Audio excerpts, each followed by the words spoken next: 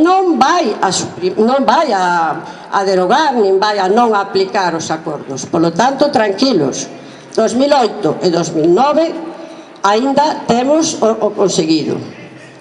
E que vai a intentar, por todos os seus medios, atender as nosas reivindicacións. Así estamos ao pouco tempo de chegar ao goberno o señor Pedro Sánchez.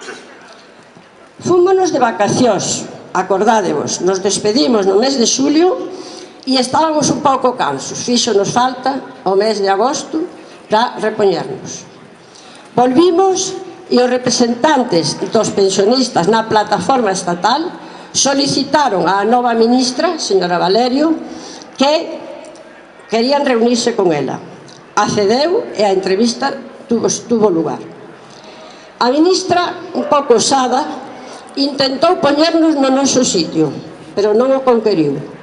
Empezou dicindo, primeiro, que non éramos interlocutores sociales. Esos eran os partidos e os sindicatos. E nós non o dudamos.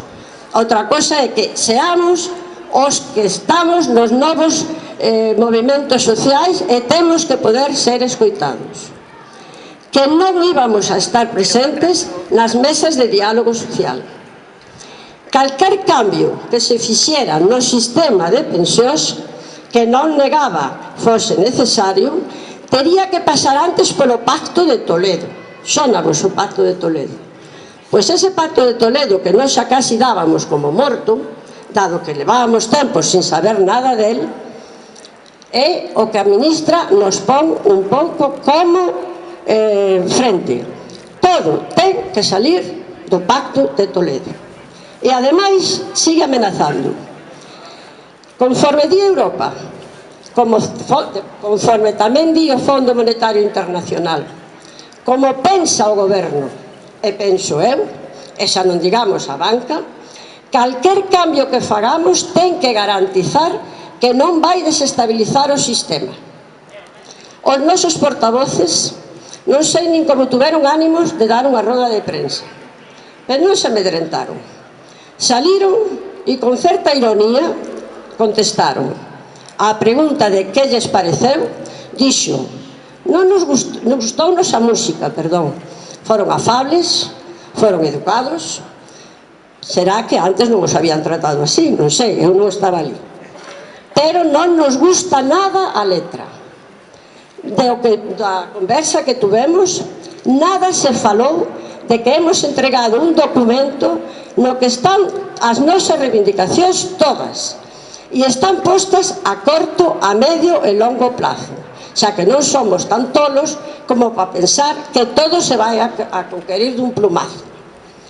Pero nada se nos dixo tampouco, ou máis ben se dixo que non, a nosa presencia, aínda que só fora para informar na mesa de diálogo social.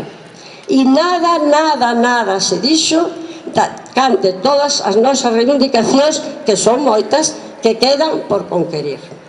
Polo tanto, eles tamén berraron ali, e nós vamos a berrar agora. Non vamos calar, non vamos parar, e queremos negociacións para ser escoitados xa. Non nos van parar, reiteremos, non nos van calar, e non nos van parar, e non nos vamos mollar. Parece vos ben?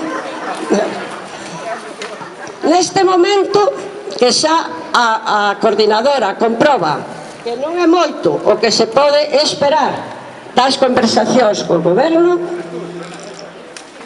de alguna maneira nos sorprendemos, por decir algo. E nos sorprendemos porque a prensa pasa a anunciar a bombo e platillo que o Pacto de Toledo ten un texto sacado por unanimidade, e en ese texto se di: as pensións serán revalorizadas conforme ao IPC real. Casi morremos do susto, porque foi aos 3 ou 4 días despois desa reunión. Se ve que conviña, quizá, tranquilizarnos. Conviña, quizá, que nos fóramos para casas xa tranquilos. Estaredes de acordo comigo que non fan máis que tomarnos o pelo. Pero, unha vez máis, Os señores que compoñen a comisión que compón a negociación do Pacto de Toledo saca a foto, todos sonríen e remata a sesión fotográfica e empezan todos e cada un a facer declaracións. Non vades creer, pero non coincide ninguna, e iso que foi por unanimidade. Se non chega a ser por unanimidade, non sei o que pasaría. Cada uns decían, falo dos grupos políticos representados na comisión. Para uns ese era o pacto, e ese era o acordo, e iso era o que se iba a facer. Para outros, nada de facer as revalorizacións conforme o IPC. Eso é peligrosísimo, desestabilizaría o sistema. Non é iso o que temos acordado. Sale a ministra, que era a que faltaba, e non está no Pacto de Toledo, e ven a decir que non está nada negociado. Esa é a redacción que se propón para a recomendación número 2, que é a que fala das revalorizacións, pero que aínda ten que pasar por o Parlamento e ser negociada cos interlocutores sociales. Recordade que nós non somos. Polo tanto, a partir deste momento, e totalmente sorprendidos, non dábamos crédito ao que estaba pasando. Pero como xa non chegan as sorpresas, de pronto desaparece dos medios de comunicación o tema do Pacto de Toledo. E a que non sabedes que o que aparece? Pois aparece o preacordo orzamentario PSOE-Podemos, que é o que ahora mismo está no candelero e que é o que ahora mismo temos que seguir, non nos queda outro remedio. Ese é o escenario no que nos han situado. E se con o goberno de Raxoi fomos moneda de cambio para el conseguir os votos que lle facía falta, agora, ao parecer, vannos facer algún que outro favor. Pero non nos lo van a dar de moca. Vamos ter que ganárnoslo. E iso quere decir que con paraguas ou sin paraguas vamos a ter que seguir na rúa. Tampouco podemos negar que o pacto, polo menos polo que nos contan, ten pinta de ser máis social de lo que era hasta aquí. Anuncian que se libran 6.000 millóns de euros gracias ao acordo con Europa de baixar medio punto o teito do déficit, que se dedicarán íntegramente a fines sociais. Ao mesmo tempo, elevase, e nos alegramos, o salario mínimo interprofesional. Fálase de elevar os tipos de cotización e sacar os topes ás cotizacións. En fin, unha serie de medidas que, de ser certas, reitero, certas quero decir viables e que se van a aprobar, non dudemos que nos benefician.